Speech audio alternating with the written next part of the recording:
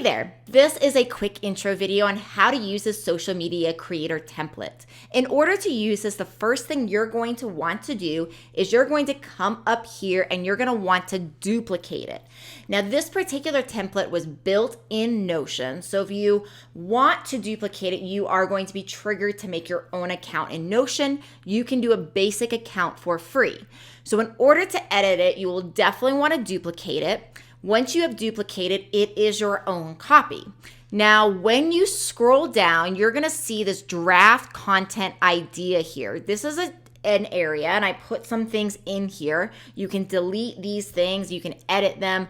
The idea here is as you're thinking about ideas, you can just dump things quickly here and get your ideas out.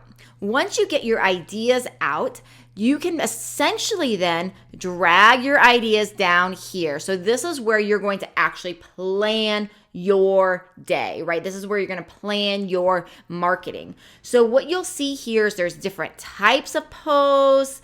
There's areas to put your caption, your hashtags, call to action, the type of graphic you might be using, and then you'll see you have different options here as far as if you're going to post this on Facebook or LinkedIn, these sorts of things. Now, once you are in this area, you're going to see the ability to add a schedule. So you'll see the ability to add a time period to the schedule. Now, once you add a time period, once you schedule it, it will come down on this particular calendar. So this way you can see, okay, all of these things have been scheduled.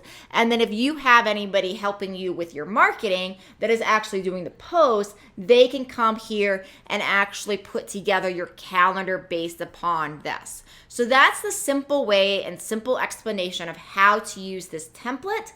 And best of luck to you with all your social media creations.